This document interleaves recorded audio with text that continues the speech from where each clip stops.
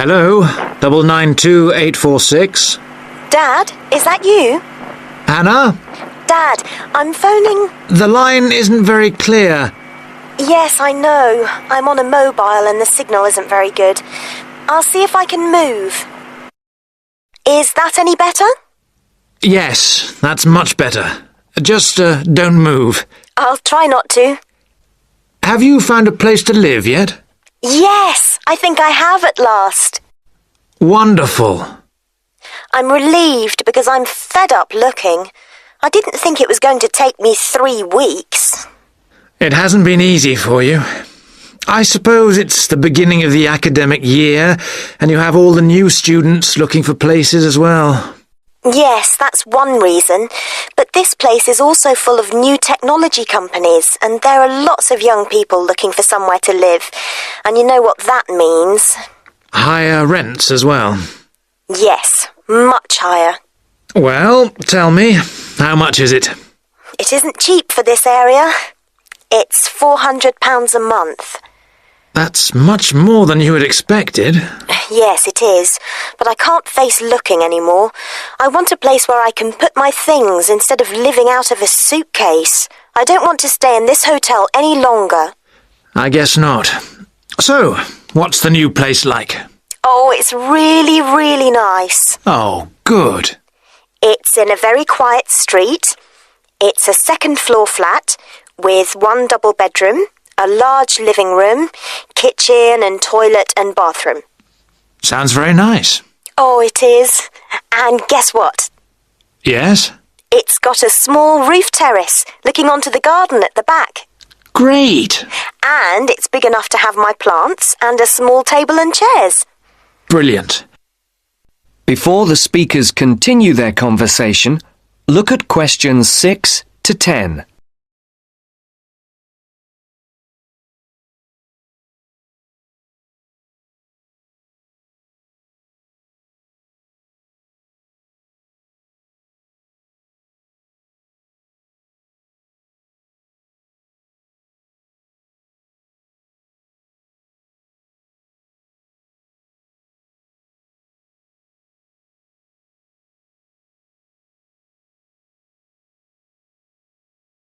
As you listen to the second part of the conversation, now listen carefully and answer questions 6 to 10.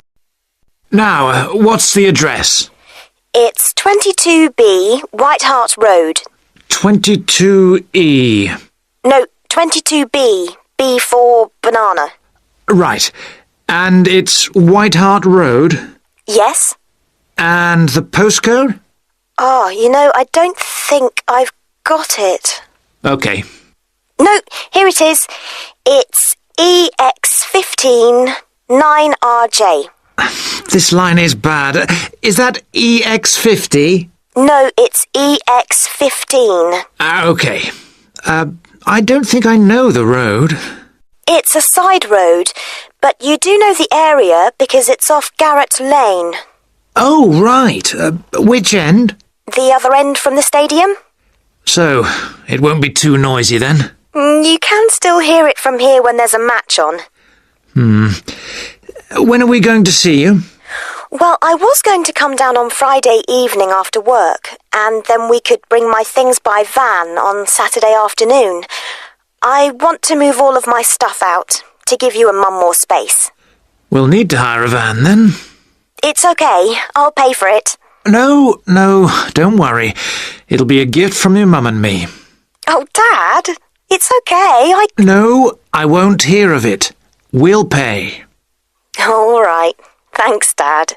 And if you're taking everything, we might need to hire a container lorry. Oh, Dad! I'm only joking. I know. I'll hire the van for the Saturday then. I can pick it up first thing in the morning. Right. And then return it in the evening. Are you sure you don't want to stay overnight? No, I'd best get back the same day. You know what your mum's like. She'll only worry.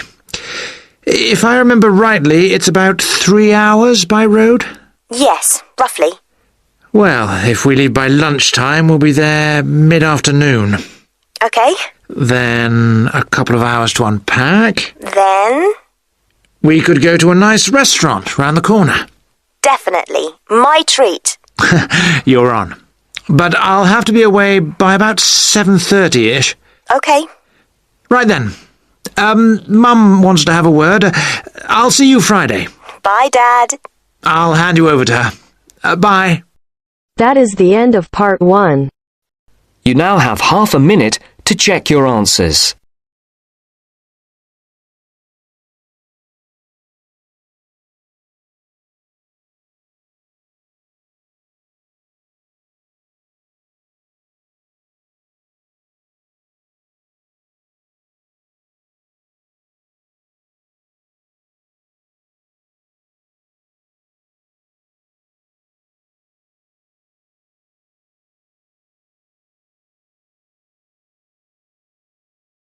Turns to part 2. Part 2. First, you have some time to look at questions 11 to 15.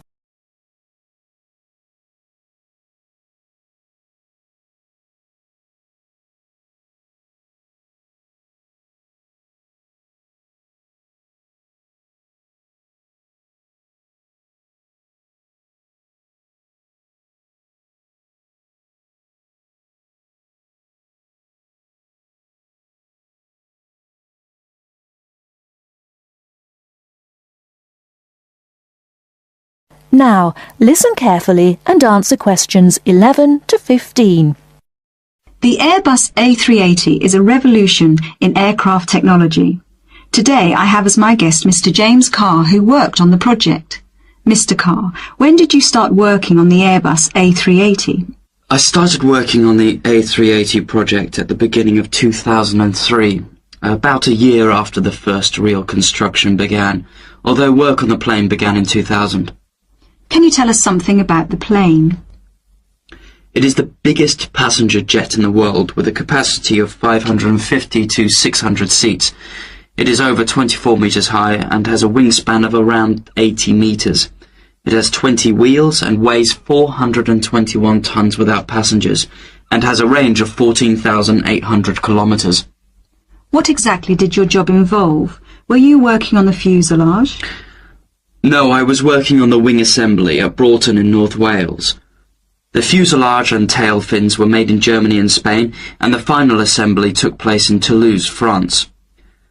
My job was to work on the computer-controlled wing panel assembly machines. These wing panels are not just sheets of metal, but have reinforcing stringers, which are long pieces of metal running along their length. The stringers are needed for strength. For the A380, Airbus invested heavily in automated machinery to fit these. The wing panel assembly machines cost around $12 million each, and there are now 6 of them. The machines required control programs to operate them, which told them where to go and what to do. I was responsible for the control programs. How many people were working on the wing assembly? It involved around 1,000 people, but this was a small percentage of the total, and they weren't all working at Broughton. Before the wing assembly took place, the wing had to be designed. This required massive amounts of research. The wing must be strong enough, but the weight must be kept to a minimum for safe takeoff and landing. The takeoff speeds for large aircraft can exceed 330 kilometers per hour. What was the factory at West Broughton like? Very big. The part I worked in was as high as a 6- or 7-story building. On some days, there were clouds inside the main building. There were other buildings, offices and departments inside the main buildings. Workers used bicycles, trucks and vans to get around inside. The building is the size of 6.5 football pitches. How did you test the wing? The wings went through several tests to confirm design and stress predictions.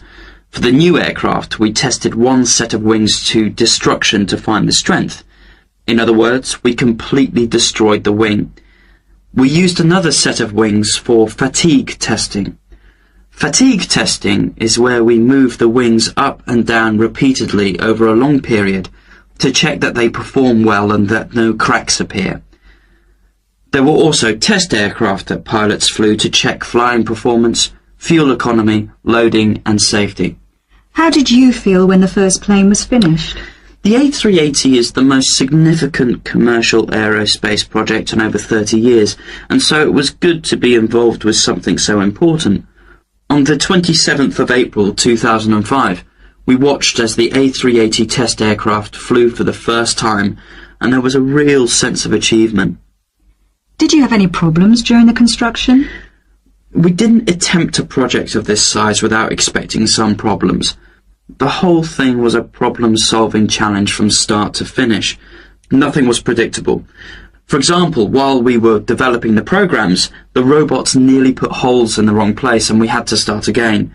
All these problems cost the company millions of dollars along the way.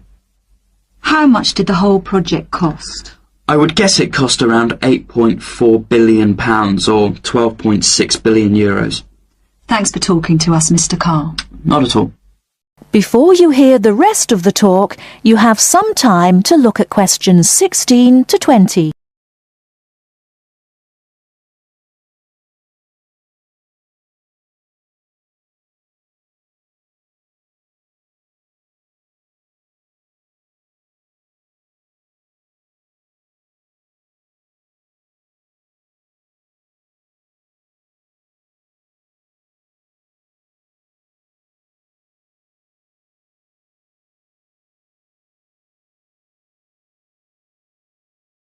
Now listen and answer questions 16 to 20. Welcome to Eurostar International Customer Relations. For English, please press 1. Thanks. Your call will now be placed in a queue and answered as soon as an agent becomes available.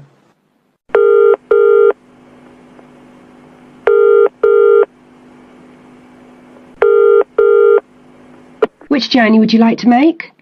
London to Paris, return. And what is your date of travel, please?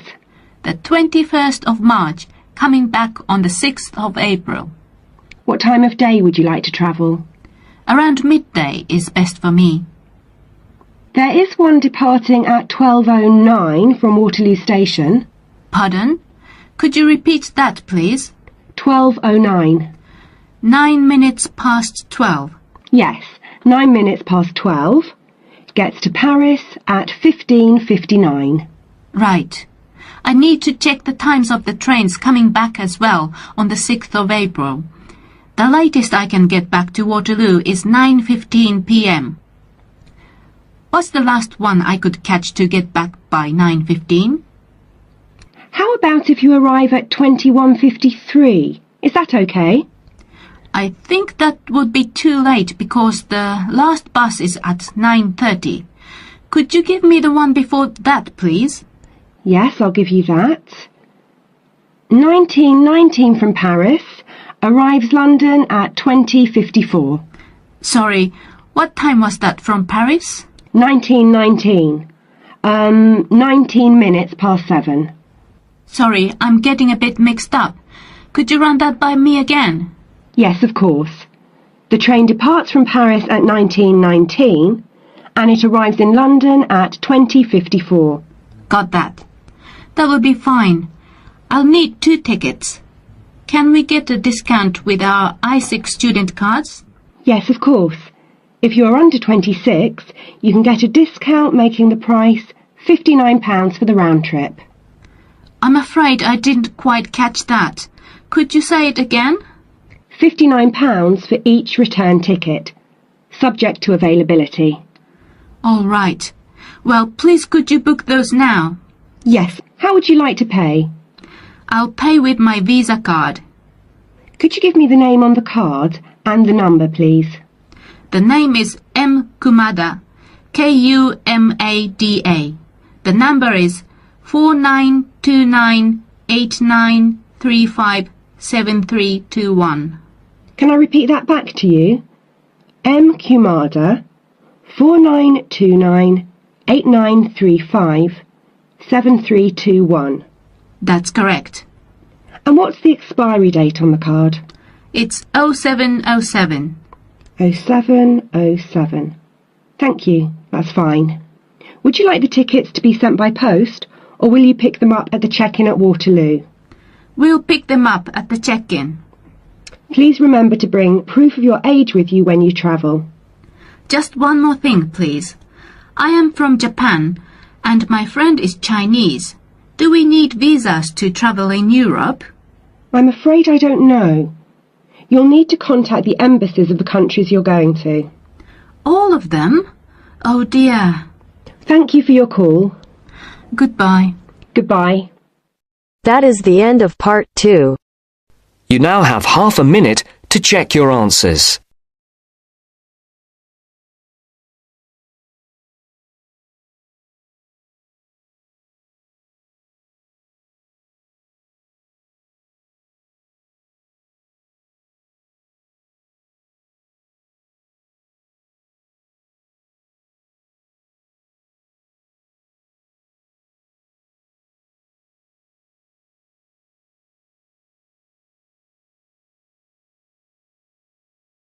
Now turns to part 3.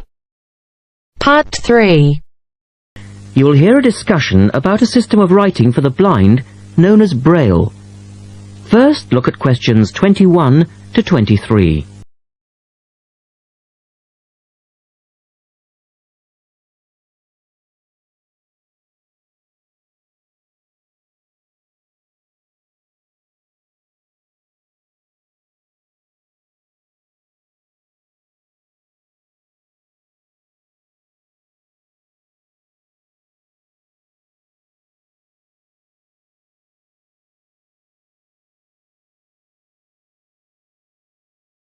Now listen carefully and answer questions 21 to 23.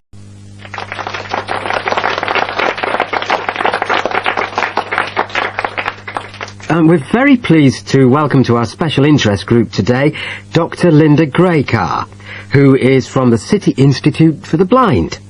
Linda is going to talk to us about the system of writing for the blind known as Braille. Linda, welcome. Thank you.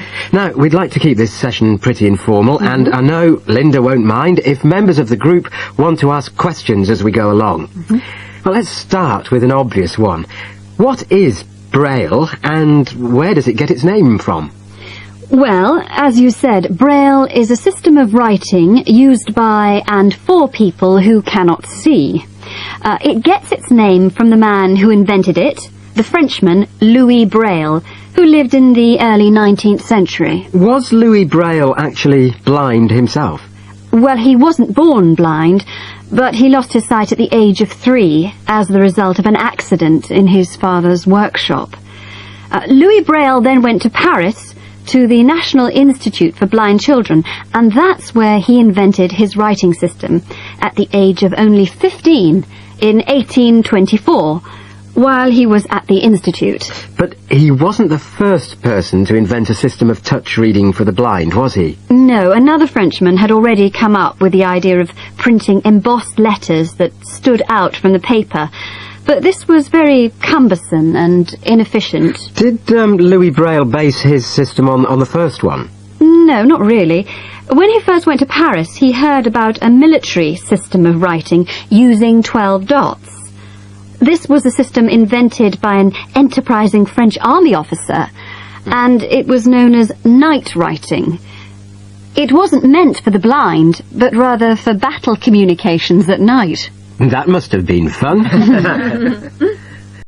Look at questions 24 to 30.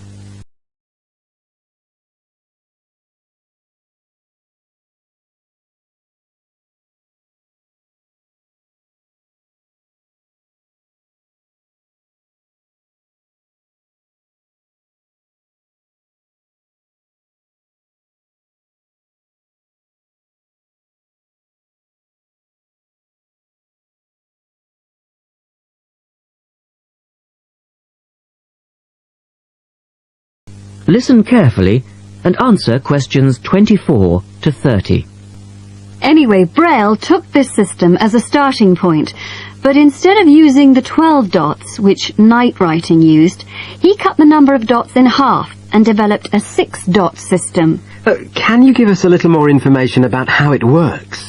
Well, it's a system of touch reading, which uses an arrangement of raised dots called a cell. Braille numbered the dot positions 1, 2, 3 downward on the left and 4, 5, 6 downward on the right. The letters of the alphabet are then formed by using different combinations of these dots. Yes? So, is the writing system based on the alphabet, with each word being individually spelt out?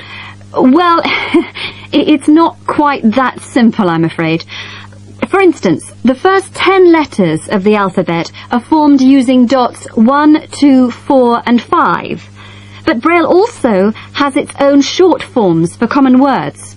For example, B for the word but and H for have. There are many other contractions like this. So you spell out most words letter by letter, but you use short forms for common words? Yes. Though I think that makes it sound a little easier than it actually is. And was it immediately accepted? I mean, did it catch on straight away? Well, yes and no. It was immediately accepted and used by Braille's fellow students at the school, but the system was not officially adopted until 1854, 2 years after Braille's death. So official acceptance was slow in coming. I suppose it works for all languages which use the Roman alphabet. Yes, it does, with adaptations, of course. Can it be written by hand, or do you need a machine to produce Braille? Well, you can write it by hand onto paper with a device called a slate and stylus. But the trick is that you have to write backwards, from right to left, so that when you turn your sheet over, the dots face upwards and can be read like English from left to right. Oh, I see. But these days, you'd probably use a Braille writing machine, which is a lot easier. And tell us, Linda, is Braille used in other ways, other than for reading text? Yes, indeed. In addition to the literary Braille code, as it's known, which of course includes English and French, there are other codes. For instance, in 1965, they created a form of Braille for mathematics. I can't imagine trying to do maths in Braille. Yes, that does sound difficult, I agree. And there's also a version for scientific notation. Oh, and yes, I almost forgot. There is now a version for music notation as well. Well, thanks, Linda. That was most interesting. Now, does anyone have any last questions? Yes. Roughly how long does it take to learn to read Braille? That is the end of part 3. You now have half a minute to check your answers.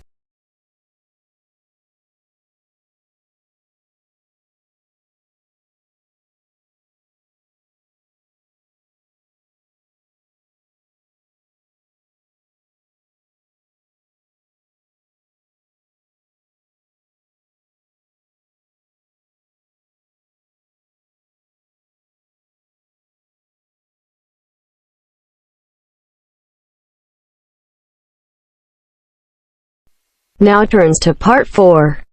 Part 4. For my project, I chose to look at a subject which has interested me for a long time. Why is it that some people are much happier than others? More upbeat and optimistic? First, you have some time to look at questions 31 to 40.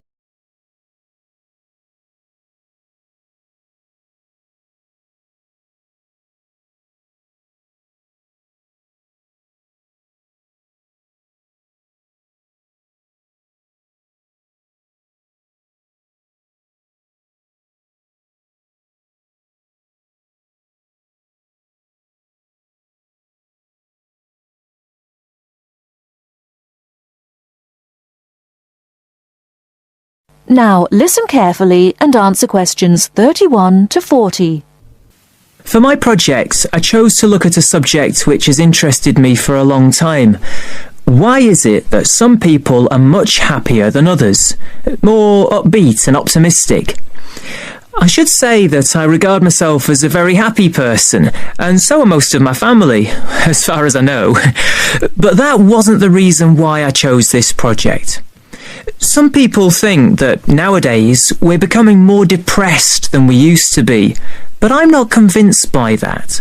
And I came across some interesting research which tries to look at the subject from a positive point of view. It emerged from a movement called the science of well-being. and I decided I wanted to investigate it for my project because it involves several different types of factors. It can be viewed not just from the mental or physical side, but also from the social perspective. Now, in a large-scale study of several thousand people of different ages, researchers found three main characteristics which appeared again and again in people who identified themselves as happy. The most significant factor was that you don't have to be someone who does something brilliant, discovers penicillin or composes a symphony, for example. But happy people do seem to know what their strengths are. This enables them to make the best of themselves and not to dwell on what they're doing badly. Another striking finding was that happy people tend to be very curious, not about family gossip or things like that, but about larger issues, like current events. I remember one person the researchers interviewed had never learned to read, but he was happy because he kept up through TV news. And then, and this surprised me, people don't have to have lots of friends to be happy, but they do have to be able to appreciate what they do have, the good fortune they've had, and how different their lives could have been if they hadn't been so fortunate. Turning now to what the research says should be avoided if people are going to stay happy. The three things that stand out are as follows. First of all, reflection time on your own is good, but not if people use that time regretting mistakes and blaming themselves for everything. Another point is that people shouldn't worry about getting angry sometimes. It's part of what makes us human, and it can be healthy. But they shouldn't always try to find fault with others. This leads to a great deal of negativity. And the final thing which should be avoided if a person is going to be happy is always trying to compete. Of course, it can be fun to try to beat another person in a game, but not if this becomes your only aim. It's much better to enjoy taking part in the game rather than being obsessive about winning it. Now, I've tried to do a lot of reading on the subject of well-being research, and I have to say it does have its critics. It's widely accepted that this positive approach does help us understand what happiness is and why some people are very unhappy. However, this has been dealt with many times before. The critics basically say that it's the old science under a new name, with only very small changes in approach. Well, that might be the case. It may bring us very little closer to finding out exactly how our brains work, but I think that sometimes even a very small change in perspective can bring real and long-lasting benefits. Above all, I feel that well-being research might help us to move away from simply prescribing drugs for depression. It helps us to explore alternative ways of dealing with unhappiness. I'd like to finish my short presentation by mentioning one of the people who was interviewed by the research team. Ada Clark is exactly 100 years old and still going strong, still giving piano recitals in her local town. She regards herself as a very happy person, and that this positive spirit has kept her healthy over her long life. But the reason I'm mentioning her now is because not one of the factors she says makes her happy is on the list I mentioned before. Every human life is unique, and we cannot guarantee what will make each one of us happy. That is the end of part 4. You now have half a minute to check your answers.